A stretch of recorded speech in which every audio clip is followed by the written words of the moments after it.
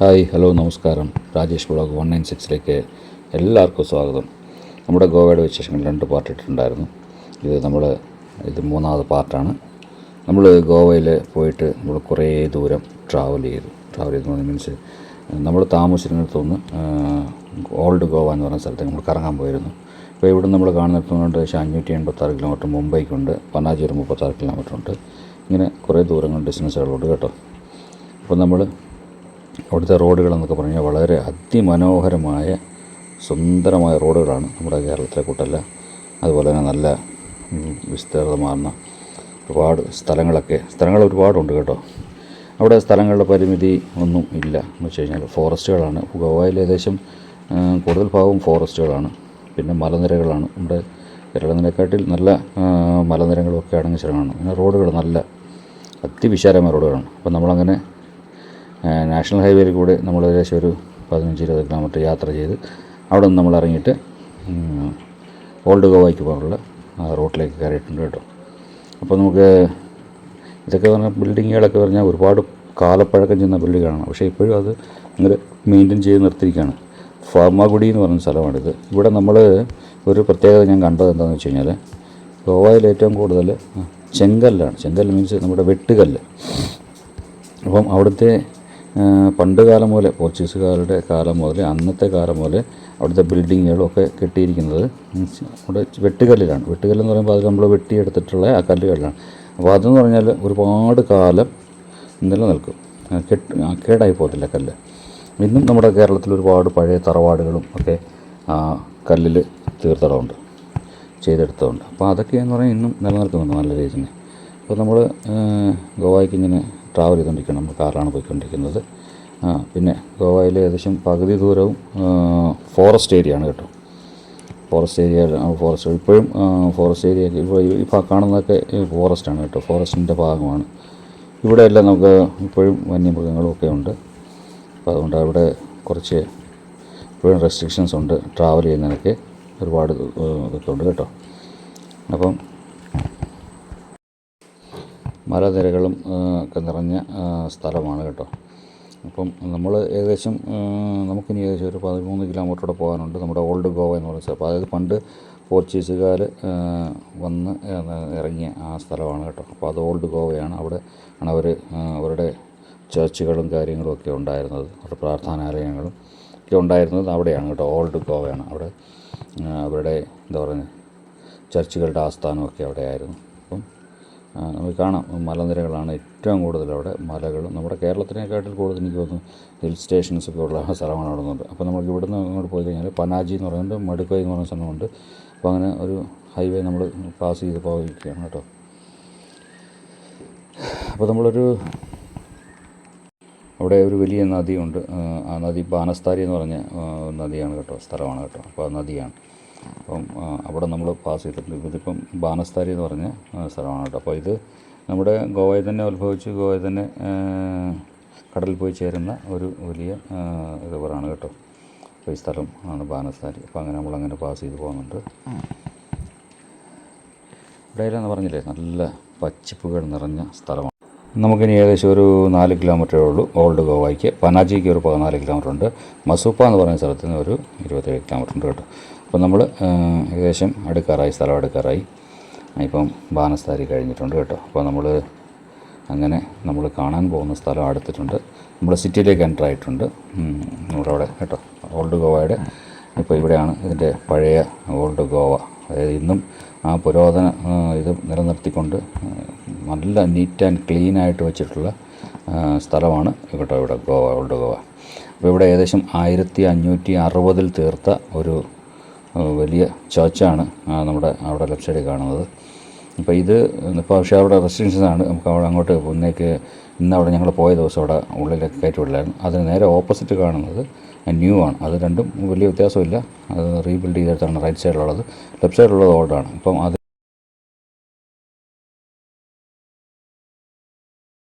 Hi നമസ്കാരം, എല്ലാവർക്കും നമസ്കാരമുണ്ട്. ഞാനിപ്പം ഗോവയിലാണ്, ഓൾഡ് ഗോവയിലാണുള്ളത്. അപ്പോൾ നമുക്ക് ഗോവയുടെ വിശേഷങ്ങളുമായിട്ട് നമുക്ക് മുമ്പോട്ട് പോകാം കേട്ടോ. ശരി, ഓക്കെ. പിന്നെ ഇവിടെ മെയിനായിട്ടുള്ള വിശേഷങ്ങളെന്ന് പറഞ്ഞാൽ ഇപ്പോൾ ഗോവൻ ഒരുപാട് കാര്യങ്ങളുണ്ട് നമുക്ക് കാണാൻ. നമുക്ക് വന്നിട്ടുള്ളത് ഓൾഡ് ഗോവ ഓൾഡ് ചർച്ചാണ് കേട്ടോ. ഏറ്റവും പഴമയാർന്ന ചർച്ചുകളിൽ ഒന്നായിട്ട് ഓൾഡ് ചർച്ചിലാണ് വന്നിരിക്കുന്നത് കേട്ടോ.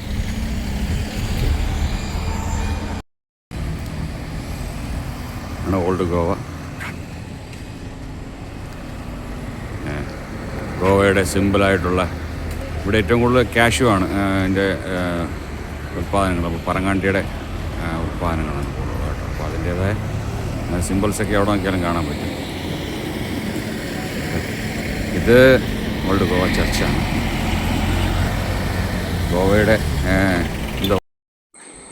ഇത് ആർക്കിയോളജിക്കൽ മ്യൂസിയമാണ് കേട്ടോ. മ്യൂസിയം എന്ന് പറഞ്ഞാൽ അതായത് പഴയ കാല അന്നത്തെ പോർച്ചുഗീസുകാർ വന്നപ്പോൾ കിട്ടിയിരുന്നതും ഉണ്ടായിരുന്നതുമായ വസ്തുക്കളൊക്കെ സൂക്ഷിച്ചിരിക്കുന്ന ഒരു മ്യൂസിയമാണിത് കേട്ടോ.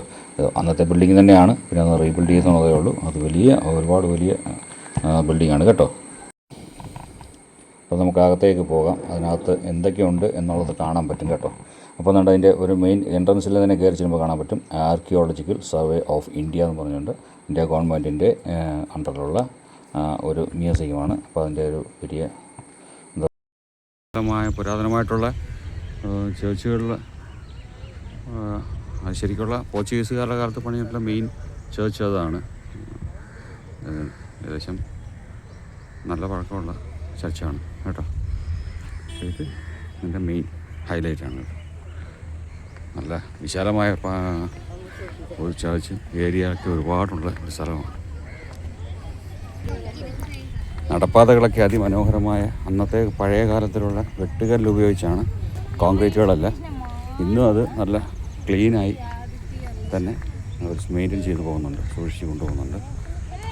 പഴയ കാലത്തുള്ള ഇവിടെ അധികവും കൂടുതലായിട്ടുള്ളത് വെട്ടുകല്ല് കൊണ്ടാണ് യൂസ് ചെയ്യാറുള്ളത്. കല്ലുകൾ വെട്ടി അത് യൂസ് ചെയ്താണ് എല്ലാ ബിൽഡിങ്ങുകൾ പണിയുന്നത്. അപ്പോൾ അതിൻ്റേതായ ഒരു ക്വാളിറ്റി നിലനിൽക്കുന്നുണ്ട്. അതുപോലെ തന്നെ എല്ലാം നല്ല. പിന്നെ ടൂറിസ്റ്റുകളുടെ അറിയാമല്ലോ, ഇന്ന് എക്സ്പെഷ്യലി ഇന്ന് സൺഡേ ആണ്, അതിൻ്റേതായ മാറ്റങ്ങളൊക്കെ ഉണ്ട്. ഒരുപാട് ടൂറിസ്റ്റുകൾ ഒരുപാട് വരുന്നുണ്ട്.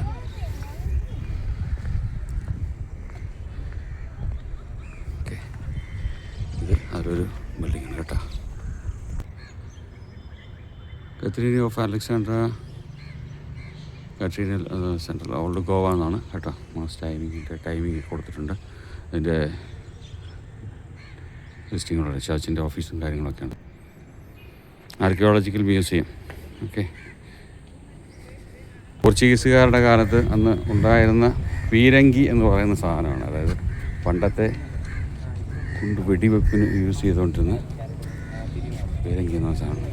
ഇതിൽ എങ്ങനെയാണ് യൂസ് ചെയ്യുന്നത് വെച്ച് കഴിഞ്ഞാൽ ഇതിനകത്ത് വെടിമരുന്ന് നിറച്ച് ഇതിനകത്തേക്ക് വലിയ നിറച്ച ബോളുകൾ ഇതിനകത്തേക്ക് ഇൻസേർട്ട് ചെയ്യും.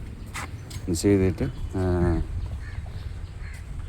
തിരി ഇവിടെ ഇതിൻ്റെ ഈ ഹോൾ കാണാം. ഈ ഹോളിലേക്ക് തിരി വെച്ചിട്ട് അതിലേക്ക് ഫയർ ചെയ്യുമ്പോഴാണ് അത് പൊട്ടിക്കൊണ്ടിരുന്നത്. അങ്ങനെ പല സൈസിലുള്ള പല വലിപ്പത്തിലുള്ള ഇത് നമുക്കിവിടെ കാണാൻ സാധിക്കും. മനസ്സിലായി? ഇത് ആർക്കിയോളജിക്കൽ മ്യൂസിയം ആണ്. Archaeology museum in Goa. Okay, ഇതാണ് അതിൻ്റെ എൻട്രൻസ് ആണ് കേട്ടോ, ബിൽഡിംഗ്. ഓക്കെ,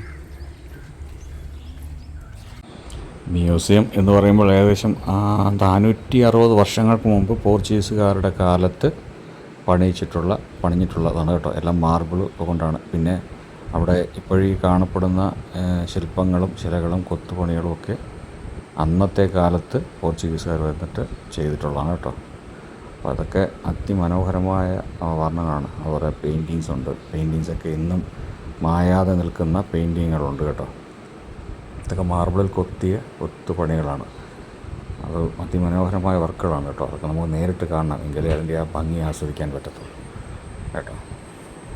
വളരെ വർക്കെന്ന് പറഞ്ഞാൽ ഇന്നത്തെ കാലത്ത് ഇതുപോലൊക്കെ ഒരു വർക്ക് ചെയ്യുക എന്ന് പറഞ്ഞാൽ വളരെ ബുദ്ധിമുട്ടുള്ളൊരു കാര്യങ്ങളാണ്. ഒരേ മാർബിൾ കല്ലുകൾ ചെതുക്കിയെടുത്തതുമായിട്ടുള്ള പണികളാണ്. ഇതൊക്കെ അന്നത്തെ കാലത്ത് ജീവിച്ചിരുന്ന അല്ലെങ്കിൽ ആ ചർച്ചിൽ ഫാദേഴ്സായിട്ട് അവർ ഇരുന്നിട്ടുള്ള ഉയർന്ന ഇതിന് സ്ഥാനങ്ങളിലിരുന്നിട്ടുള്ളവരുടെ ശില്പങ്ങളാണ്. ഈ പിക്ചർ ഏകദേശം 450 വർഷങ്ങൾ പഴക്കമുള്ളതാണ്. പോർച്ചുഗീസുകാർ വരച്ചാണ്. ഇന്നും അതിൻ്റെ തനിമ നിലനിൽക്കുന്നുണ്ട് കേട്ടോ. ഇതൊക്കെ അവിടുത്തെ ചരിത്രങ്ങൾ എഴുതിയ ബുക്കുകളുടെ ഇതാണ് കേട്ടോ. സ്വർണ്ണലിപികളിൽ എഴുതിയിട്ടുള്ള ബുക്കുകളുടെ ഇതാണ്. ഹിസ്റ്ററി എഴുതിയിട്ടുള്ളതാണ്, ഗോവയുടെ ഹിസ്റ്ററി കേട്ടോ. ഇതൊക്കെ നമ്മളവിടെ നിങ്ങളൊന്ന് വിസിറ്റ് ചെയ്യണം. എല്ലാവരും അവിടെയൊക്കെ വിസിറ്റ് ചെയ്ത് കാണേണ്ടതാണ് കേട്ടോ. ഓക്കെ, ഇതിൽ കൊടുത്തിട്ടുണ്ട്. നിങ്ങൾ ഒന്ന് സ്ക്രീൻഷോട്ട് എടുത്ത് വായിച്ച് നോക്കിയാൽ അതിൻ്റെ ചരിത്രങ്ങൾ അറിയാൻ പറ്റും. ഗോവയുടെ ചരിത്രങ്ങളും ഒക്കെയാണ് കേട്ടോ. അന്ന് ഭരിച്ചിട്ടുള്ള രാജാക്കന്മാരുടെ അവരുടെ പോർച്ചുഗീസുകാരുടെ കാലത്തുള്ള അവരുടെ ശില്പങ്ങളും ശിലകളുമാണ് ആർക്കിയോളജിക്കൽ വിഭാഗത്തിൽ നിന്ന് വീണ്ടും അവർക്ക് കിട്ടിയിട്ടുള്ള അത് സൂക്ഷിച്ചിരിക്കുന്നതാണ് കേട്ടോ. ഇതൊക്കെ 1560കളിൽ വന്നിട്ടുള്ള വൈസ്രോയിമാരുടെ ശില്പങ്ങളും ഒക്കെയാണ് കേട്ടോ. ഇത് ലോയിസ് വസേഡെ ചമോയിസ് എന്ന് പറയുന്ന ഒരു അന്നത്തെ എന്താ പറഞ്ഞ രാജാവിൻ്റെ ഒരു ശില്പമാണ്. അത് വെങ്കലത്തിൽ തീർത്താണ് കേട്ടോ. വെങ്കലത്തിൽ ഇന്നും അത് കോടികൾ വില മതിക്കുന്ന സാധനമാണ്. അതൊക്കെ വെങ്കലത്തിൽ തീർത്ത ശില്പങ്ങളാണ്. പിന്നെ ഈ കാണുന്നതൊക്കെ എന്ന് പറഞ്ഞു കഴിഞ്ഞാൽ അന്നത്തെ കാലത്ത് ഉണ്ടായിരുന്ന ഇപ്പോൾ ആ വെങ്കലത്തിൽ തീർത്ത അതിൻ്റെ ബാക്ക് സൈഡാണ് നമ്മൾ കാണുന്ന ശില്പത്തിൻ്റെ. അത്രയും വലിയ ശിലയാണ് കേട്ടോ. ഏകദേശം 10 അടിയോളം ഹൈറ്റുണ്ട്. പിന്നെ ഈ കാണുന്നതൊക്കെ എന്ന് പറഞ്ഞാൽ ആയിരക്കണക്കിന് വർഷങ്ങൾ പഴക്കമുള്ള നമ്മുടെ ശില്പങ്ങളും ശിലകളും കൊട്ടാരങ്ങളുടെ അവശിഷ്ടങ്ങളും ഭാഗങ്ങളും ഒക്കെയാണ്. ഇതൊക്കെ ആയിരക്കണക്കിന് 1200 വർഷങ്ങൾ പഴക്കമുള്ള, അതായത് ഭൂമിക്കടിയിൽ കിട്ടിയിട്ടുള്ള ശില്പങ്ങളും മറ്റുള്ള കാര്യങ്ങളൊക്കെയാണ് കേട്ടോ. ഇത് നമുക്ക് അതിനകത്ത് അതിൻ്റെ എല്ലാ വിവരങ്ങളും അതിൻ്റേതായ ഇതിൽ അവർ ആർക്കിയോളജിക്കൽ വിഭാഗം മെൻഷൻ ചെയ്തിട്ടുണ്ട്. പിന്നെ വേൾഡ് ഹെറിറ്റേജ് എന്ന് പറഞ്ഞിട്ട് അത് നമ്മുടെ ഗോവ, ഓൾഡ് ഗോവയുടെ ഒരു മാപ്പ് അന്നത്തെ കാലത്ത് പോർച്ചുഗീസുകാർ അല്ലെങ്കിൽ ഡച്ചുകാർ വന്നപ്പോൾ അവർ തയ്യാറാക്കിയ ഒരു മാപ്പ് അവിടെ ഉണ്ടായിരുന്നു കേട്ടോ. അപ്പോൾ നമ്മൾ അന്നത്തെ അതവർ പണിഞ്ഞിട്ടുള്ള ആ ബിൽഡിങ്ങുകളും എല്ലാം അവിടെ ചെയ്തിട്ടുണ്ട് കേട്ടോ. അതിൻ്റെ ഒരു ശരിക്കും പറഞ്ഞാൽ എന്താ പറയുക, ചെറിയൊരു സിറ്റി പോലെ തന്നെ അവിടെ അവരുണ്ടാക്കി വെച്ചിട്ടുണ്ട്. ഇത് നമ്മളതിനകത്ത് കാണിക്കാൻ പറ്റും. നമ്മൾ നമ്മളകത്ത് ആ ബിൽഡിങ്ങാണ് നിൽക്കുന്നത് ഇപ്പോൾ കേട്ടോ. അപ്പം ബാക്കിയുള്ള സ്ഥലങ്ങളെല്ലാം അത് വ്യക്തമാണ് കേട്ടോ. Church of the cross of the minus. അപ്പോൾ നമ്മൾ അവിടെയും പോകുന്നുണ്ട് കേട്ടോ. നമ്മുടെ ലേഡി ചർച്ച് എന്ന് പറയുന്ന സ്ഥലമുണ്ട്. അപ്പോൾ അതായത് ഇത് എന്താ പറയുക, ഫാദേഴ്സിനൊക്കെ ഉള്ള അവിടുത്തെ അച്ഛന്മാർ താമസിക്കുന്നതും ആയിട്ടുള്ള അതിൻ്റേതായ ഭാഗങ്ങളായിരുന്നു. അപ്പം അവർ ഉണ്ടാക്കാണുന്ന ബിൽഡിംഗ് നമ്മൾ ലേഡി ഓഫ് ചർച്ചാണ്. അപ്പോൾ ലേഡി ചർച്ച്, അപ്പോൾ നമ്മൾ അവിടെയും പോകുന്നുണ്ട്. ഈ കന്യാമറിയം, അപ്പോൾ അങ്ങനെയുള്ള അവർക്കായിട്ട് തനിയെ ഒരു ചർച്ച് ഉണ്ടായിരുന്നു. അപ്പം നമ്മൾ അവിടെയും പോകുന്നുണ്ട്. പിന്നെ ഇതിൻ്റെ മേളിലുള്ള വൈസ്രോയിമാരുടെ ഗവർണർ ഓഫ് ഗോവയുടെ, അതായത് അന്നത്തെ കാലത്ത് ഗവർണർമാരായിരുന്നു വൈസ്രോയിമാരുടെ. അന്നത്തെ ഗവർണേഴ്സിൻ്റെ ഓരോരുത്തരുടെയും ഫോട്ടോസ്, അന്ന് ഭരിച്ചിരുന്ന അവരുടെ അന്ന് ഉള്ള ശിലകളാണ്, ചിത്രങ്ങളാണ്. ഇന്നും അത് ഒറിജിനൽ തന്നെയാണ് കേട്ടോ. അന്ന് അത് നിലനിൽക്കുന്നുണ്ട്. അപ്പോൾ അവരുടെ ഓരോരുത്തരുടെയും ഡീറ്റെയിൽ ഉണ്ട്. എത്രാം നൂറ്റാണ്ടിൽ ഭരിച്ചാണ്, 15ാം നൂറ്റാണ്ടിൽ ഭരിച്ച വൈസ്രോയിമാരാണ് അവരൊക്കെ കേട്ടോ. അന്നൊക്കെ അവരൊക്കെയാണ് വന്ന് നമ്മുടെ ഇന്ത്യയെ കൈയടക്കി കൊണ്ടുപോയ മുതലുകളൊക്കെ കൊണ്ടുപോയ പാർട്ടികളാണല്ലോ എന്ന് പറയാം. ഓക്കെ, അപ്പോൾ ഇത് ശില്പങ്ങളൊക്കെ അത്ര പുരാതനമാണ്. സെൻറ്റ് ജോസഫിൻ്റെ ഒറിജിനൽ, ഇതെല്ലാം അന്നത്തെ കാലത്തുള്ള ഒറിജിനൽ ശിലകളാണ്. ഇതൊക്കെ കോടികൾ വില മതിക്കുന്ന പൊരുളുകളാണ് കേട്ടോ. പിന്നെ അതെല്ലാം നല്ല നീറ്റ് ആൻഡ് ക്ലീനായിട്ട് സൂക്ഷിക്കുന്നുണ്ട്. അതാണ് ഒരു പ്രത്യേകതയാണ്. പിന്നെ ഈ ചിത്രങ്ങളെല്ലാം അന്നത്തേന്ന് പറഞ്ഞാൽ ഈ പെയിൻറ്റോ കളറോ അല്ല, അതെല്ലാം നാച്ചുറൽ കളേഴ്സ് ഉണ്ടാക്കി അതിലാണ് ആ പെയിൻറ്റിങ്സ് എല്ലാം ചെയ്തിരിക്കുന്നത്. അപ്പോൾ അതെന്ന് പറഞ്ഞാൽ ഇത്രയും വർഷമായിട്ട് 400, 500 വർഷങ്ങളോ 1000 വർഷങ്ങളായ ചിത്രങ്ങളാണ് അതൊക്കെ. ഇന്നും ആ കളർ പോലും പോകാതെ ഫീഡാകാതെ നിലനിൽക്കുന്നുണ്ട്. അപ്പോൾ അതുപോലെ തന്നെ ഇതെല്ലാം பார்த்திங்கன்னா നോക്കിക്കഴിഞ്ഞാൽ ഇതെല്ലാം അത്രയും വർഷങ്ങൾ പഴക്കമുള്ള അന്നത്തെ കേട്ടോ ടൈൽസുകൾ, അന്നത്തെ കാലത്തുണ്ടായിരുന്ന മാർബിളിൽ ഉണ്ടാക്കിയെടുത്ത ടൈൽസുകളുടെ പീസുകളാണ് കേട്ടോ. ഏകദേശം 500-1000 വർഷങ്ങൾ പഴക്കമുള്ള ഇതെല്ലാം അന്നത്തെ കൊട്ടാരങ്ങളും ഒക്കെ ഉപയോഗിച്ചിരുന്ന ടൈൽസുകളുടെ ഭാഗങ്ങളൊക്കെയാണ് ഇതൊക്കെ.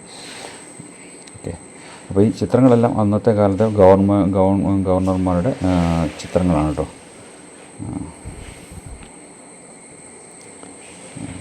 ഇതെല്ലാം അന്നത്തെ അവരുടേതായ എന്താ പറയുക രാജാക്കന്മാരും അവരുടെ ഭരണകാലത്തുള്ളവരും അന്നത്തെ കാലത്ത് എന്തൊക്കെയുണ്ടോ ഇതെല്ലാം നമ്മുടെ പിന്നെ സ്റ്റാമ്പുകൾ അന്നത്തെ കാലത്തുണ്ടായിരുന്ന ഫസ്റ്റ് ഡേ കവർ. അപ്പോൾ സ്റ്റാമ്പുകളാണ് 1961 ഫസ്റ്റ് ഇന്ത്യയിൽ ഇറങ്ങിയിട്ടുള്ള സ്റ്റാമ്പുകളും അതിൻ്റെ സാമ്പിളുകളും ഒക്കെ അവിടെ ഡിസ്പ്ലേക്ക് വെച്ചിട്ടുണ്ട് കേട്ടോ. അപ്പം നമുക്ക് കാണാൻ പറ്റും അതിനകത്ത് ഓരോന്നും അതിൻ്റെ കറക്റ്റായിട്ടുള്ള കാര്യങ്ങളെല്ലാം മെൻഷൻ ചെയ്തിട്ടുണ്ട്.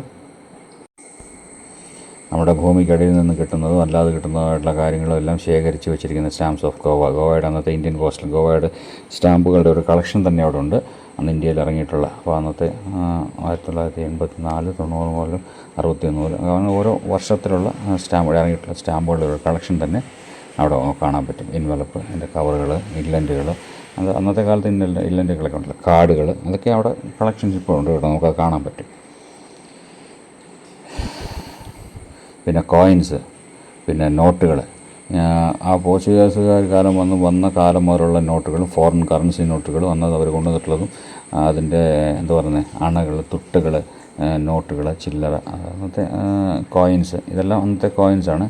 കോയിൻസിൻ്റെ കളക്ഷൻസാണ് കേട്ടോ. രാജഭരണമുള്ള കാലത്തും അന്നൊക്കെ ഈ എന്താ പറയുക ചുങ്കത്തിന് പോലെ ഇതൊക്കെ കൊടുത്തൊക്കെയല്ല. അപ്പോൾ നമ്മൾ ആ ഒരു ഫ്ലോർ നമ്മൾ ഫുള്ള് കണ്ടു കഴിഞ്ഞിട്ട് നമ്മൾ സെക്കൻഡ് ഫ്ലോറിലേക്ക് പോകണം. സെക്കൻഡ് ഫ്ലോറിൽ അതേപോലെ തന്നെ കിട്ടിയിട്ടുള്ള എല്ലാ കാര്യങ്ങളും. പിന്നെ ഈ വീഡിയോ ഒക്കെ എടുക്കുന്നത് പിന്നെ ഞാൻ പറഞ്ഞു കഴിഞ്ഞാൽ ഇതൊക്കെ വർഷങ്ങൾ പഴക്കമുള്ള ശിലകളും ശില്പങ്ങളും ലിപികളും എഴുതിയ അന്നത്തെ അറിവുകളൊക്കെ ലിപികളൊക്കെ എഴുതിയിട്ടുള്ള കല്ലുകളൊക്കെയാണ് കേട്ടോ. അപ്പോൾ ഇതൊക്കെ ഒരുപാട് പറഞ്ഞില്ലേ 1000 അതവരുടെ എംബ്ലമാണ്, അന്നത്തെ കാലത്തെ എംബ്ലംസാണ്. അപ്പോൾ ഇതൊക്കെ ഉണ്ടോ ഒറ്റക്കല്ലിൽ തീർത്ത ശില്പങ്ങളാണ്. ഇതൊക്കെ വർഷങ്ങൾ പഴക്കമുള്ളതാണ് കേട്ടോ. ഇതൊക്കെ ഭൂമിക്കടിയിൽ നിന്നും കിട്ടിയിട്ടുള്ളതാണ്. അപ്പം ഇതിനിടയ്ക്ക് നമ്മുടെ ഈ വീഡിയോ ഇഷ്ടമായെങ്കിൽ എല്ലാവരും ഒന്ന് ലൈക്ക് ചെയ്യുക. നമ്മുടെ ചാനൽ സബ്സ്ക്രൈബ് ചെയ്യാത്തവർ സബ്സ്ക്രൈബ് ചെയ്യുക. ബെൽ ബട്ടൺ അമർത്തി ഓൾ എന്ന ബട്ടൺ സെലക്ട് ചെയ്ത് വിടുക. അപ്പോൾ തന്നെ നമുക്ക് പുതിയതായിട്ട് ഇടുന്ന ഉള്ള വീഡിയോസൊക്കെ നമ്മളിലേക്ക് നോട്ടിഫിക്കേഷൻ വന്ന് നമുക്ക് ചേരും കേട്ടോ. അപ്പോൾ തീർച്ചയായിട്ടും എല്ലാവർക്കും സബ്സ്ക്രൈബ് ചെയ്യുക. ഇതുപോലുള്ള പുതിയ വീഡിയോസ് കിട്ടാനുമായി വീണ്ടും അതിൻ്റെ നോട്ടിഫിക്കേഷനായിട്ട് നിങ്ങൾ ബെൽ ബട്ടൺ അമർത്തിക്കുക. പിന്നെ ഈ കാണുന്നതൊക്കെ നമ്മുടെ അന്നത്തെ കാലത്ത് പോർച്ചുഗീസുകാർ, ഡച്ചുകാർ വന്നിട്ടുണ്ടായിരുന്ന യാച്ച് അന്നത്തെ ബോട്ടുകളാണ് കേട്ടോ, കപ്പലുകൾ. അന്ന് അവരുടെ വന്നിട്ടുള്ള കപ്പലുകളുടെ ഡ്രോയിങ്സും അതിനെക്കുറിച്ചുള്ള വിവരങ്ങളും കൊണ്ടുവരും. റോമൻ മർച്ചൻസ് ഷിപ്പ്, അതായത് അന്നത്തെ കച്ചവടക്കാർ വന്നിട്ടുള്ള കച്ചവടക്കാർ ഉപയോഗിച്ചുകൊണ്ടിരുന്ന കപ്പലുകളുടെ സാമ്പിളുകളും. പിന്നെ ഈ കാണുന്നത് അന്നത്തെ കപ്പലുകൾ നങ്കൂരം ഇടാൻ ഉപയോഗിച്ചിരുന്ന നങ്കൂരമാണ് കേട്ടോ. അപ്പം ഇതാണ് ഇപ്പോഴും ഇന്നും അത് ഏകദേശം 460-500 വർഷങ്ങൾ പഴക്കമുള്ള ഇന്നും അത് നിലനിൽക്കുന്നുണ്ട് കേട്ടോ. അതുപോലെ തന്നെ 1500 വർഷങ്ങൾ പഴക്കങ്ങളൊക്കെയുള്ള ഇപ്പോഴും അതേപോലെ തന്നെ അവർ സൂക്ഷിച്ച് വെച്ചിട്ടുണ്ട് കേട്ടോ. അപ്പോൾ അത് നമുക്കതൊക്കെ കാണാൻ പറ്റും. ഇവിടെ നിന്നും ഇതാണ് അവരുടെ ബോട്ടിൻ്റെ സാമ്പിൾ കേട്ടോ. അന്നത്തെ കാലത്ത് വന്നിട്ടുള്ള ബോട്ടിൻ്റെ സാമ്പിളാണിത്. പിന്നെ ഇവിടെയൊക്കെ ഫോട്ടോസ് അന്നൊക്കെ പിന്നെ എഞ്ചിനും ഡീസലും ബോട്ടിലും ഒന്നും ഇല്ലല്ലോ, മോട്ടറൊന്നും അല്ലല്ലോ, അന്ന് പായ്ക്കപ്പലുകളാണ്. അപ്പോൾ അതിൻ്റെ ടെക്നിക്കുകളാണ് അതെല്ലാം യൂസ് ചെയ്തുകൊണ്ടിരുന്നത്. അപ്പോൾ അതവിടെ നമ്മുടെ അവർ വന്നിട്ടുള്ള റൂട്ടുകളും അവിടെ പോർച്ചുഗീസുകാരൊക്കെ വന്നിട്ടുള്ള ഡച്ചുകാരൊക്കെ നമ്മുടെ ഇന്ത്യയിലേക്ക് വന്നിട്ടുള്ള റൂട്ടുകളും മാപ്പുകളും ആരൊക്കെ വന്നു അവരുടേതായ ഫാമിലി ഇങ്ങനെ ലൈനേജൊക്കെയാണ് കേട്ടോ. ക്യൂൻസിൻ്റെ ലൈനേജൊക്കെയാണ് അവരുടെ ബന്ധുക്കളും പിന്നെ ഞങ്ങളുടെ ബന്ധുക്കളും അതിൻ്റെ ബന്ധുക്കളും. പിന്നെ മാപ്പുകൾ, അന്നത്തെ കാലത്തുണ്ടായിരുന്ന മാപ്പുകളാണ് ഇതൊക്കെ. മാപ്പുകളും അതിൻ്റെ റൂട്ടുകളും ഒക്കെയാണ് കേട്ടോ. ഇതൊക്കെ ഇന്നും നിലനിർത്തി സൂക്ഷിച്ച് പോകുന്നുണ്ട് കേട്ടോ. ഈ കാണുന്ന ഭിത്തികളൊക്കെ എന്ന് പറഞ്ഞാൽ അന്നത്തെ കാലത്ത് പഴയ കാലത്തിലുണ്ടായിരുന്ന ഭിത്തികളൊക്കെ അതേപോലെ തന്നെ ഇവിടെ കൊണ്ടുവന്ന് അവർ സ്ഥാപിച്ചിരിക്കുകയാണ് നമ്മുടെ ആർക്കിയോളജിക്കൽ ഡിപ്പാർട്ട്മെൻറ്റ് കേട്ടോ. അങ്ങനെയാണ് ഇതൊക്കെ ഉണ്ടായിരിക്കുന്നത്. ഇതൊക്കെ എന്ന് പറഞ്ഞാൽ വളരെ അവിടുത്തെ ക്യൂനിൻ്റെ നന്ദി. ഇതൊരു നന്ദിയുടെ ശരിയാണ്. പണ്ട് ബ്രിട്ടീഷ് അവിടെ പോർച്ചുഗീസുകാർ നമ്മുടെ അമ്പലങ്ങളുടെ ഈ ശിലയുടെ തല അറുത്തു എന്നാണ് ഹിന്ദുക്കൾ വേണ്ട എന്നുള്ളതിന് മുന്നേ. അതൊക്കെയാണ് ഐതിഹ്യമല്ല അവിടുത്തെ സ്റ്റോറി. അതാണ് ശരിക്കും അതിൻ്റെ സംഭവിച്ചത്. നന്ദിയുടെ തല കട്ട് ചെയ്ത് മാറ്റുന്നതാണോ എന്ന് പറയുന്നത് കേട്ടോ. എന്നാണ് അറിയപ്പെട്ടത്. അവിടെ എഴുതിയിരിക്കുന്നത് എങ്ങനെയാണ്. പിന്നെ കോയിൽ അമ്പലങ്ങളുടെ സാമ്പിളുകൾ ഇതെല്ലാം ആർക്കിയോളജിക്കൽ വിഭാഗത്തിന് നമ്മുടെ ഭൂമിക്കടിയിൽ നിന്ന് കിട്ടിയിട്ടുള്ളതാണ് കേട്ടോ. അങ്ങനെ ഒരുപാട് ശിലകളും മറ്റുള്ള കാര്യങ്ങളുണ്ട്. നിങ്ങൾ തീർച്ചയായും വിസിറ്റ് ചെയ്യുക ഗോവ. ഇങ്ങനെയൊക്കെയുള്ള കാര്യങ്ങൾ അറിവുകൾ കൂടുതൽ കിട്ടുവാനുമായിട്ട് ഗോവ നിങ്ങൾ വിസിറ്റ് ചെയ്യുക തീർച്ചയായിട്ടും കേട്ടോ. പിന്നെ ഗോവയുടെ ഓരോ എന്താ പറഞ്ഞ പഴയകാലത്ത് നമ്മൾ ടൂറിസ്റ്റുകളായിട്ടുള്ള ഫോട്ടോസൊക്കെ അവിടെ ഉണ്ട്. ഗുഹാക്ഷേത്രം ഇതൊക്കെ നമ്മൾ വിസിറ്റ് ചെയ്യില്ല. ഒറ്റ കല്ലിൽ തീർത്ത ഗുഹാക്ഷേത്രമാണ്. പാറയിൽ തീർത്ത ക്ഷേത്രമാണതൊക്കെ. പിന്നെ അവിടുത്തെ ഗോവൻ്റെ ടൂറിസ്റ്റ് പ്ലേസുകളെ കുറിച്ച് അതിന് എല്ലാത്തിനും വിവരങ്ങളും അവിടെ ഉണ്ട് കേട്ടോ, തീർച്ചയായിട്ടും. അപ്പോൾ നിങ്ങൾ ഇവിടെ വീഡിയോ ഷോ നടക്കുന്നുണ്ട്. പഴയ ഇതിനെക്കുറിച്ചെല്ലാം പോർച്ചുഗീസുകാരുടെ കാലത്തെ കുറിച്ചുള്ള കാര്യങ്ങളെക്കുറിച്ചും മറ്റുള്ളതിനെക്കുറിച്ച് അറിവ് വരുന്ന ഒരു വീഡിയോ ഷോ ഉണ്ട്. നമുക്ക് കാണാൻ പറ്റിയില്ല. ഈ വീഡിയോസൊക്കെ എടുത്തിരിക്കുന്നത് തന്നെ അവിടുത്തെ സെക്യൂരിറ്റീസ് കാണാതാണ്. അവിടെ നോട്ട് അലൗഡാണ്, ക്യാമറ അലൗഡല്ല, ഫോൺ അലൗഡാണ്. പക്ഷേ ഫോട്ടോഗ്രാഫി പാടില്ല. 2-3 പ്രാവശ്യം എന്നെ വിലക്കി. എന്നിട്ട് തന്നെ നമുക്ക് മറ്റുള്ളവരിലേക്ക് അറിവ് പകരുവാൻ വേണ്ടി നിങ്ങളെ കാണിക്കാൻ വേണ്ടിയാണ് എടുത്തത്. ഇത് നമ്മുടെ ബീരങ്കിയുടെ അകത്തതിൻ്റെ ബോൾ ഇരിപ്പുണ്ട്. ബീരങ്കിയുടെ വലിയ സൈസ് ബീരങ്കിയാണ് കേട്ടോ. പല ടൈപ്പിലുള്ള ബീരങ്കിസാണ്. അന്ന് യുദ്ധത്തിനൊക്കെ ഉപയോഗിച്ചായിരുന്നു ബീരങ്കികളാണ്. പിന്നെ ഈ കാണുന്നതൊക്കെ അന്നത്തെ കാലത്ത് യൂസ് ചെയ്തിരുന്ന എന്താ പറയുന്നത് ഒറ്റക്കൽ തൂണുകളും കാര്യങ്ങളൊക്കെയാണ്, കല്ലിൽ തീർത്തെടുത്താണ് കേട്ടോ. പിന്നെ നമ്മളിപ്പോൾ കാണാൻ പോകുന്നത് അവിടുത്തെ ഈ ബീരങ്കികളിലും മറ്റുള്ള യുദ്ധത്തിനായി വെടിമരുന്നുകൾ അരച്ചുകൊണ്ടിരുന്ന എങ്ങനെയാണ് പറയുന്നത്, എടുത്താണ് നമ്മൾ ഈ വെടിമരുന്നൊക്കെ അരച്ചാണ് ഉണ്ടാക്കിക്കൊണ്ടിരുന്നത്. അപ്പം പിന്നെ ഈ കാണുന്നതൊക്കെ അതിനുള്ള കല്ലുകളൊക്കെ കാണിക്കാൻ പറ്റും കേട്ടോ. പിന്നെ ഈ കാണുന്നതെല്ലാം പഴയ പുരാതന ക്ഷേത്രങ്ങളുടെ ശില്പങ്ങളും ക്ഷേത്രം നിർമ്മിച്ചിട്ടുള്ള ശില്പങ്ങളും അതിൻ്റേതായ സംബന്ധപ്പെട്ട് ഒരുപാട് വർഷങ്ങൾ അതിൻ്റെ എല്ലാത്തിനും കാലപ്പഴക്കങ്ങളും കാര്യങ്ങളും അതെവിടെ നിന്നാണ് എന്താണ് എന്നുള്ളതിനെക്കുറിച്ചെല്ലാം ഒരു ഡീറ്റെയിൽ ഓരോന്നിനെക്കുറിച്ച് പറയാൻ പറ്റില്ല. അതിൽ തന്നെ ഉണ്ട് കേട്ടോ. അപ്പോൾ ഇതെല്ലാം അത്ര വർഷങ്ങൾ നമ്മൾ സാധാരണമായിട്ട് ചെറിയൊരു കല്ലിൻ്റെ പീസ് ഇരിക്കുന്നതായിരിക്കും. പക്ഷേ ഇതൊക്കെ വർഷങ്ങൾ പഴക്കമുള്ളതാണ്. നമ്മൾ താഴേക്ക് ഇറങ്ങുമ്പോൾ നമ്മുടെ ലെഫ്റ്റ് സൈഡിൽ കാണാൻ പറ്റും ഈ ഇരിക്കുന്നത് ഒറ്റ കല്ലിൽ തീർത്ത വീലുകൾ പോലെ കാണുന്ന ഈ സാധനം. ഇത് പണ്ട് കാലത്ത്, ഇപ്പോൾ ഹിന്ദിക്കാരൊക്കെ നമ്മൾ കണ്ടില്ല, ഹിന്ദി നോർത്തിലേക്ക് പോയി കഴിഞ്ഞാൽ ഈ പരിപ്പ് ഇങ്ങനെ അരയ്ക്കുന്ന ഒരു സാധനം, അതേപോലുള്ള 2 കല്ലുകളാണ്. ഈ കല്ലുകളുടെ നടുവിൽ ഉള്ള ഹോളിലേക്ക് അവിടെ കണ്ട നടുക്ക് 2 വീല് പോലെ ഇരിക്കുന്നത്, അത് വീലല്ല, ശരിക്കും കല്ലുകൊണ്ടുള്ള 2 വീലുകളാണ്. അതിൻ്റെ നടുവിലേക്ക് ആ ഒരു 2 വീല് ഇതിൻ്റെ മേളിലേക്ക് എടുത്ത് വെച്ചിട്ട് അത് കുറേ പേര് അതിനെ തള്ളി അതിലേക്ക് പൗഡറിട്ടാണ് വെടിമരുന്നുകൾ അരച്ചുകൊണ്ടിരുന്നത് കേട്ടോ. അതിനായിട്ട് യൂസ് ചെയ്തിരുന്ന ശരിക്കും പറഞ്ഞാൽ ഒരു ഗ്രൈൻഡറായിരുന്നു അന്നത്തെ കാലത്ത്. ഈ വലിയ കല്ല് തിരിച്ച് അതിനിടയ്ക്ക് വെടിമരുന്നിട്ട് അരയ്ക്കണമെന്നുണ്ടെങ്കിൽ ഇപ്പോൾ എന്തുമാത്രം കപ്പാസിറ്റിയുള്ള ജനങ്ങൾ, അല്ലെങ്കിൽ എന്തുമാത്രം അന്നത്തെ ആരോഗ്യവാന്മാരെ ജനങ്ങളായിരുന്നു, അത് എത്ര പേരുണ്ടായിരുന്നു കാണും, അല്ലെങ്കിൽ അടിമകളെ പോലെ അന്ന് ജോലി ചെയ്യാൻ ആളുണ്ടായിരുന്നു എന്നുള്ളതാണ്. ഈ ബിൽഡിങ്ങെ കണ്ടു കഴിഞ്ഞാൽ നമുക്കറിയാം ഈ ബിൽഡിങ്ങൊക്കെ എത്ര വർഷം 1560 തീർത്ത ബിൽഡിങ്ങാണ്. ഇന്നും അതിൻ്റേതായ ആ ഗാംഭീര്യത്തോടു കൂടി ഇന്നും ആ ബിൽഡിങ്ങുകളൊക്കെ നിൽക്കുന്നു. ഈ ഭിത്തികളൊക്കെ കെട്ടിയിരിക്കുന്നതൊക്കെ എന്ന് പറഞ്ഞാൽ ഇന്ന് സിമൻ്റ് അല്ല കേട്ടോ, അത് വെറും ചെങ്കല്ലും അന്നത്തെ മിശ്രിതം കൊണ്ടാണ്. അതായത് പശ മിശ്രിതങ്ങൾ. അന്നത്തെ സിമൻ്റൊക്കെ എന്ന് പറഞ്ഞാൽ അവർ ഉണ്ടാക്കിയെടുക്കുന്നതാണ്. ബ്രിട്ടീഷുകാർ അന്നത്തെ കാലത്ത് അവർ പഴയ രാജകൊട്ടാരത്തിനൊക്കെ ഉപയോഗിച്ചിരിക്കുന്നത് നമ്മുടെ തിരുവനന്തപുരം പത്മനാഭസ്വാമി ക്ഷേത്രത്തിൻ്റെ കൊട്ടാരത്തിനും മറ്റുള്ള കാര്യങ്ങളൊക്കെ ഉപയോഗിക്കുന്ന ഒരു ഗമ്മില്ലേ, അതേപോലെ തന്നെ പശ ഉണ്ടാക്കി ആ പശയാണ്. ഈ ബിൽഡിംഗ് ഏകദേശം 1560 വർഷം പഴക്കമുള്ള ഒരു ബിൽഡിങ്ങാണിത് കേട്ടോ. ഇന്നും അത് മെയിൻറ്റെയിൻ ചെയ്യാൻ ആളുണ്ട്, മെയിൻറ്റെയിൻ ചെയ്ത് നല്ല വൃത്തിയായിട്ട് നീറ്റായിട്ട് കൊണ്ടുപോകുന്നുണ്ട്. ഇവിടെ അതിൻ്റെ ഭാഗം നമുക്ക് കാണാൻ പറ്റും. അതിൻ്റേതായ ഒരു ആരാധനാലയമാണ്, അത് പള്ളിയായിരുന്നു അവിടുത്തെ അന്നത്തെ പ്രാർത്ഥനാലയമായിരുന്നത്. ഇതിൽ കാണാൻ നമുക്ക് സാധിക്കും 1560 ഈ ഇതിവിടെ പണിഞ്ഞിട്ടില്ല. പിന്നെ ഏകദേശം 1900 ചില്ലറ ഇതിൽ 1960 പണി കഴിപ്പിച്ചിട്ടുള്ള ഒരു ചാരിറ്റിയുടെ ഒരു ഇതാണ് കേട്ടോ. അപ്പോൾ ചാരിറ്റിയാണ്, ഒരു ചേർച്ചാണത്. ചേർച്ചിൻ്റെ അത് രണ്ടാമതുകൊണ്ട് 1952 അത് റീബിൽഡ് ചെയ്തിട്ടുണ്ട്. റീബിൽഡ് മീൻസ് അത് മെയിൻറ്റെയിൻ ചെയ്തിട്ടുണ്ട്. അത് കഴിഞ്ഞ് പിന്നെ ശേഷം ഇതുവരെ അതിലൊന്നും ചെയ്തിട്ടില്ല. അപ്പം ഏകദേശം 460 വർഷം പഴക്കമുള്ള ഒരു ചേർച്ചാണത്. ഇപ്പോഴും ചർച്ചാണ് കേട്ടോ. ഇപ്പോഴും അത് അതിൻ്റേതായ രീതിയിൽ ഗാംഭീര്യമായി തലയെടുപ്പോട് കൂടി നിൽക്കുന്നുണ്ട് ഇപ്പോഴും കേട്ടോ. പിന്നെ അവിടെ നല്ല വൃത്തിയായിട്ട് അതിൻ്റേതായ നമ്മുടെ അമ്പലത്തിൻ്റെ കുളം എന്ന് പറയുന്നുണ്ട്. അതിൻ്റെ ഒരു കുളമുണ്ട് ചർച്ചിനോട് ചേർന്ന് തന്നെ ഒരു ബിൽഡിംഗ് ഉണ്ട്, ഒരു കുളമുണ്ട് കേട്ടോ. കുളമൊക്കെ ഇപ്പോഴും നല്ല നീറ്റായിട്ട് തന്നെ വൃത്തിയായിട്ട് തന്നെ മെയിൻറ്റെയിൻ ചെയ്ത് പോകുന്നുണ്ട്. ആ ബിൽഡിങ്ങിൻ്റെയൊക്കെ പഴക്കം നമുക്ക് നോക്കിയാൽ തന്നെ അറിയാം. പിന്നെ കുറച്ച് ചെറുതായിട്ട് സൈഡിലൊക്കെ കുറച്ച് മെയിൻറ്റെയിൻ ചെയ്തിട്ടേ ഉള്ളൂ. അതും 1952 മെയിൻറ്റെയിൻ ചെയ്തതാണ്. ഇപ്പോഴെങ്ങുമല്ല, 52 എന്ന് പറയുമ്പോൾ തന്നെ ഏകദേശം 75 വർഷത്തിന് മുമ്പാണ് ഇത് വീണ്ടും മെയിൻറ്റെയിൻ ചെയ്തേക്കുന്നത്. അതിൻ്റെ അത്രയും വർഷം. പിന്നെ ഇതിൻ്റെ കുളമാണ് കേട്ടോ. കുളം ഇപ്പോഴും നല്ല നീറ്റാണ്, നല്ല വൃത്തിയായി തന്നെ സൂക്ഷിക്കുന്നുണ്ട്. വെള്ളം ഒക്കെ നല്ല നീറ്റായിട്ടുണ്ട്. എല്ലാം നല്ല വൃത്തിയായി തന്നെ സൂക്ഷിച്ച്, അതാണ് അവിടുത്തെ ഒരു പ്രത്യേകത എന്ന് പറഞ്ഞാൽ. ഏതും ഗോവ എന്ന് പറഞ്ഞാൽ തന്നെ നല്ല നീറ്റ് ആൻഡ് ക്ലീനാണ് കേട്ടോ. അപ്പം നമ്മൾ കുറച്ച് നേരം അവിടെ ഇങ്ങനെ ഇരുന്ന് റെസ്റ്റൊക്കെ എടുത്തിട്ടുണ്ടായിരുന്നു. അപ്പോൾ നമ്മുടെ ആ മേളിൽ കാണുന്ന അതെല്ലാം നമുക്ക് ഈ ആർക്കിയോളജി വിഭാഗത്തിന് നമ്മുടെ ഭൂമിക്കടിയിൽ നിന്നും കിട്ടിയിട്ടുള്ള അതിപുരാതനമായ വസ്തുക്കളും പഴമയാർന്ന ശില്പങ്ങളും കാര്യങ്ങളൊക്കെയാണ് അവിടെ സൂക്ഷിച്ചിരിക്കുന്നത്.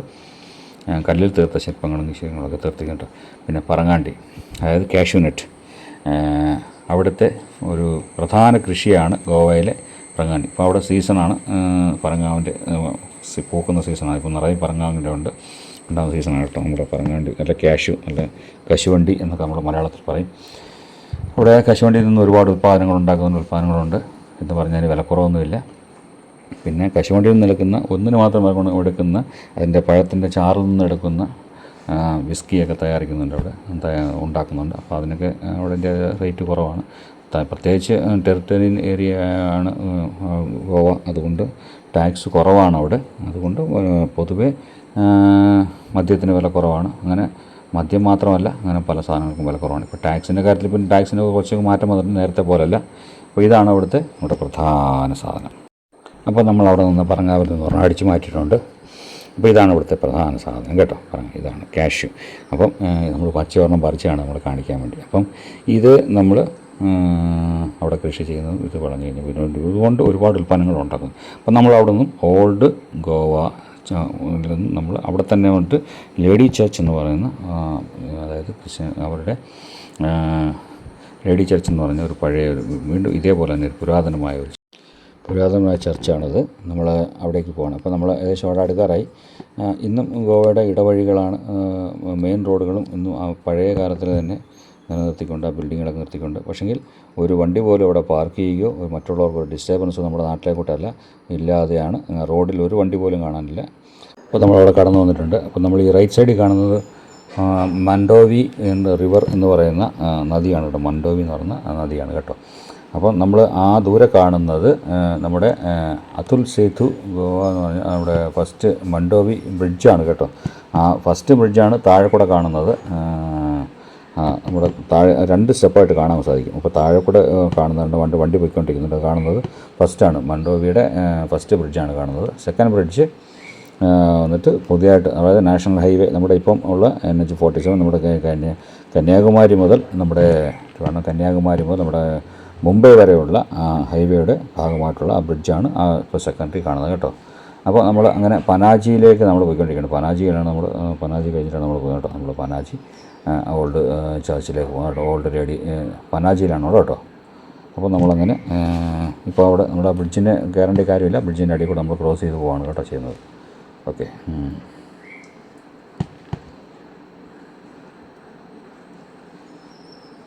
നമ്മളങ്ങനെ പോയിട്ട് നമ്മുടെ ബ്രിഡ്ജ് പാസ് ചെയ്തിട്ടുണ്ട്.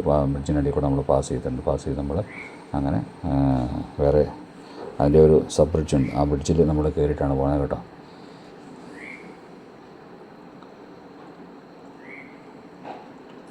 അപ്പോൾ നമുക്ക് റൈറ്റ് സൈഡിൽ കാണാൻ സാധിക്കും ഷിപ്പുകളൊക്കെ നമുക്ക് കാണാൻ സാധിക്കും. കാരണം അവിടുത്തെ മജസ്റ്റിക് പ്രൈഡ് കസീനോയുടെ ഷിപ്പുകളും അങ്ങനെ അതുപോലെ ലക്ഷറി ഷിപ്സാണ് അവിടെ കാണുന്ന ഷിപ്പുകളൊക്കെയാണ്. അതിനകത്ത് നമുക്ക് എല്ലാവിധ 5 സ്റ്റാർ ഫെസിലിറ്റീസും ഉള്ള ഷിപ്പുകളൊക്കെയാണ് കാണുന്നത് കേട്ടോ. അപ്പം ടൂറിസ്റ്റുകളൊക്കെ അധികം ഉപയോഗിക്കുന്നതും കാണുന്നതും പോകുന്നതായിട്ടുള്ള ഷിപ്പുകളൊക്കെയാണ് കേട്ടോ. അപ്പോൾ നമ്മൾ അവിടുന്ന് അകത്തേക്ക് കയറിയിട്ടുണ്ട്. ചർച്ചിലേക്ക് പോകാനുള്ള പനാജിയുടെ ഹൈവേയിൽ നിന്ന് നമ്മൾ അകത്തേക്ക് കയറിയിട്ടുണ്ട് കേട്ടോ. ഏകദേശം ഒരു 2 കിലോമീറ്റർ 1.5 കിലോമീറ്റർ അകത്തേക്ക് പോകണം. 2 കിലോമീറ്റർ അടുപ്പിച്ച് അകത്തേക്ക് പോകണം. പോകുമ്പോൾ നമ്മൾ മെയിൻലി നമുക്ക് കാണാൻ സാധിക്കും അവിടെ അവർ ലേഡി ഓഫ് ഇമ്മീഡിയറ്റ് എന്ന് പറഞ്ഞാൽ ടെമ്പററി ക്ലോസ്ഡ്. അപ്പോൾ ടെമ്പററി ക്ലോസ്ഡ് ആണ് കേട്ടോ. അപ്പോൾ അത് ലേഡി ചർച്ചാണ് കേട്ടോ. Lady of the immediate church എന്ന് പറഞ്ഞിട്ടുണ്ട്. അപ്പോൾ അവിടെ അത് ക്ലോസ്ഡ് ആണ്. പക്ഷേ നമ്മൾ അതിൻ്റെ ലെഫ്റ്റ് സൈഡിൽ നമ്മൾ വണ്ടി പാർക്ക് ചെയ്തിട്ട് നമ്മൾ അകത്തേക്ക് പോയിട്ടുണ്ടായിരുന്നു കേട്ടോ. പോയി നോക്കാം എന്തായിരുന്നു. അപ്പോൾ ഇതിൻ്റെ സൈഡിൽ കാണുന്നതൊക്കെ ഒരുപാട് പഴക്കം ചെന്ന ബിൽഡിങ്ങുകളൊക്കെയാണ്. അന്നത്തെ കാലത്തുണ്ടായിരുന്ന പഴക്കം ചെന്ന ബിൽഡിങ്ങുകളൊക്കെയാണ്. അതൊക്കെ ഇപ്പോഴും അങ്ങനെ തന്നെ കിടക്കുന്നേ ഉള്ളൂ. അപ്പോൾ ഇത് ഏകദേശം എന്താ പറയുന്നത്, ബെൻഡിക് സ്റ്റൈൽ കത്തോലിക് ചർച്ച് ആണ് ഇത് കേട്ടോ. ഗ്രാൻഡ് സ്മാൾ ഹിൽ, ചെറിയൊരു മലയുടെ മുകളിലോട്ടുള്ള ഒരു ചർച്ചാണ് കേട്ടോ. കംപ്ലീറ്റ് 1609 പണി കഴിപ്പിച്ചിട്ടുള്ളതാണ് കേട്ടോ. ബാരേക്ക് സ്റ്റൈൽ, അതായത് അന്നത്തെ കാലത്തുള്ള ചർച്ചാണ് കേട്ടോ. അപ്പോൾ നമ്മളവിടെ കയറിയിട്ടുണ്ടായിരുന്നു. പക്ഷേ നമ്മൾ അകത്തോട്ട് കയറാൻ പറ്റുമോ നമ്മൾ തിരക്കിയിരുന്നു, ബട്ട് സമ്മതിച്ചില്ല. എന്താ കാര്യം വെച്ച് കഴിഞ്ഞാൽ അത് സെക്യൂരിറ്റീസ് പറഞ്ഞിട്ടില്ല, ടെമ്പററി ക്ലോസ്ഡ് ആണെന്ന് പറഞ്ഞു കേട്ടോ. അപ്പം നമുക്ക് ഇപ്പോൾ തന്നെ വീഡിയോ ഒരുപാട് ലോങ് ആയിട്ടുണ്ട്. അപ്പം ബാക്കി വിശേഷങ്ങളുമായി നമുക്ക് അടുത്ത ഒരു വീഡിയോയിൽ കാണാം. Okay, then this is signing off Rajesh vlog 196. Okay, അപ്പം വീഡിയോ ഇഷ്ടപ്പെട്ടാൽ എല്ലാവരും ലൈക്ക് ചെയ്യാനും സബ്സ്ക്രൈബ് ചെയ്യാനും ഷെയർ ചെയ്യാനും മറക്കരുത്. പ്ലീസ് സബ്സ്ക്രൈബ് ചെയ്യുമ്പോൾ എൻ്റെ ബെൽ ബട്ടൺ അമർത്തി വിടാനും മറക്കരുത് കേട്ടോ. Okay, then okay, see you, bye bye. വീണ്ടും അടുത്തൊരു വീഡിയോ ആയിട്ട് കാണാം. Thank you all, bye friends, bye by.